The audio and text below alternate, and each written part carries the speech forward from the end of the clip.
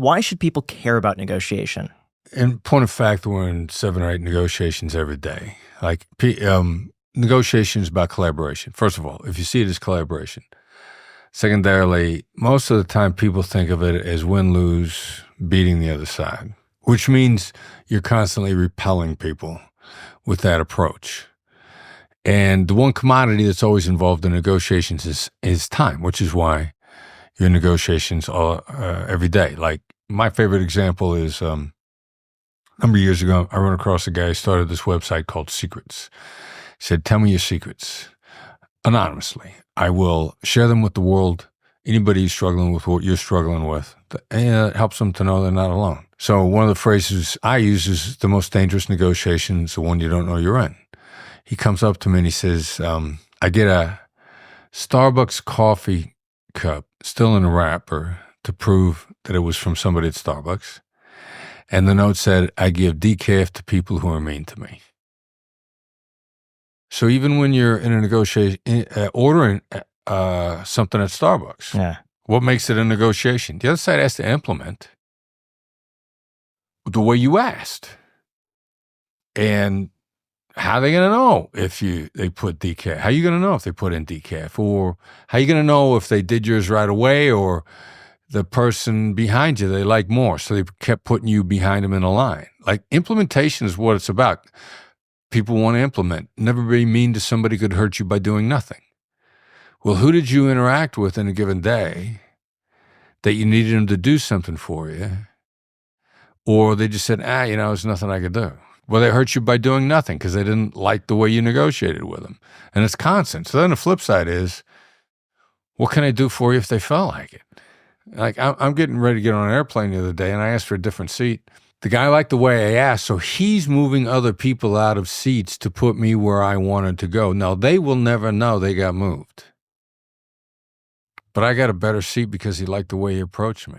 How do you do that? Walk through that approach. I try all the time. I always get, "Sorry, our flight's full. We can't do anything." Yeah, because you come up there and you ask the same way as everybody else did. Like, most people see successful negotiations as who's the pushiest, who's the most demanding. Like, there are a lot of people out there that, they'll go into a hotel, and you might not be demanding, but this is what they're used to on the other side. That's the problem. They're preconditioned to the demanding person, or the person who's going to make a pitch. "Do this for me and it'll be good for you. I'll give you guys a 5-star review," or all the promises that people make that they never follow through with. Like, I walk in and, I'm playful.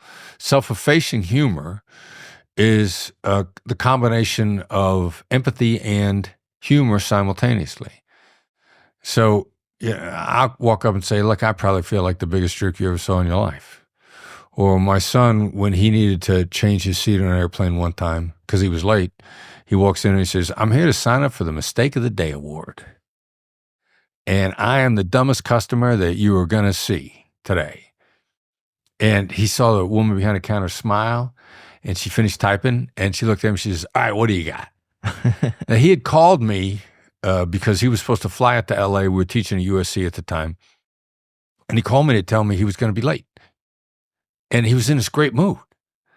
And I'm like, "You missed your flight and you're going to be late and you're really happy?" Well, as it turns out, the subsequent flight that she booked him on, which with no fee, first of all, she didn't have to rebook him at all. The amount of power that people in the airlines have on those keyboards is astonishing. They can do crazy stuff if they feel like it. How did you approach them? Did you walk up and go, "How are you today?" That's an indicator you got an ask in that tone of voice, first of all. Secondly, everybody says, "How are you today?" When's the last time you looked at them and said, "You look like it's been a tough day," or "You look happy," or "You look distracted," or "It looks like an average day"? Like, if they're stressed, walk up and they'll go, "How are you today?"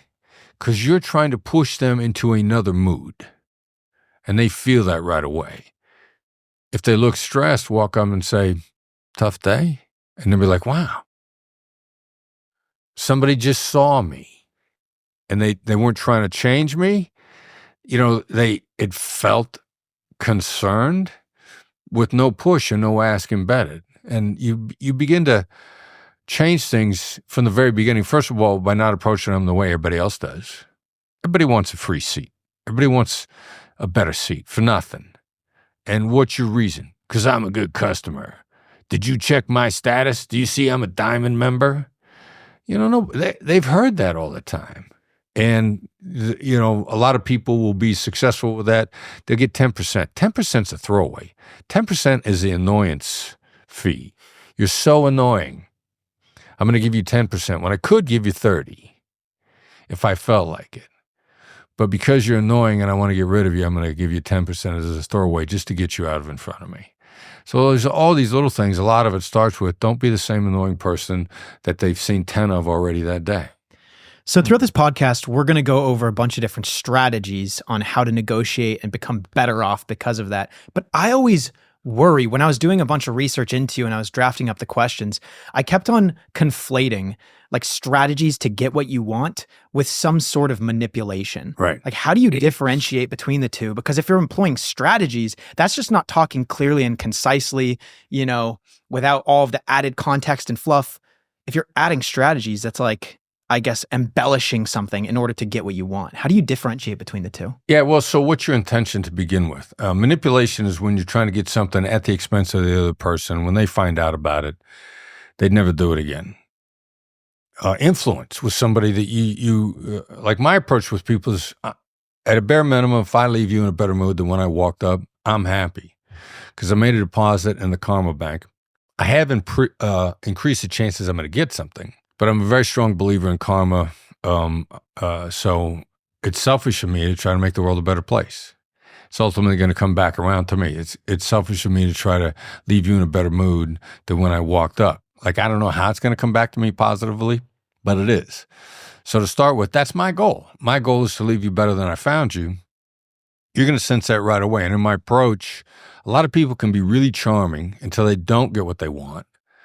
And then they turn into vindictive jerks. Like when I was a cop, I get somebody locked up. If on the way to the police station, they're hitting me with tons of flattery. I know they figure for some reason that between now and a police station, I'm going to stop the car, I'm going to open the door, I'm going to take the cuffs off them and turn them loose, which is not going to happen. And so they're saying all these nice things to me on the way to the police station, being really complimentary.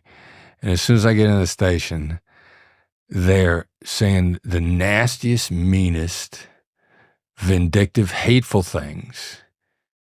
Because they used flattery, they didn't get what they want, but what they really wanted was something at my expense. What's something unexpected that you learned about human nature in the process of negotiation? That people are driven more by loss than by gain. Because almost all negotiations, you're pitching gain.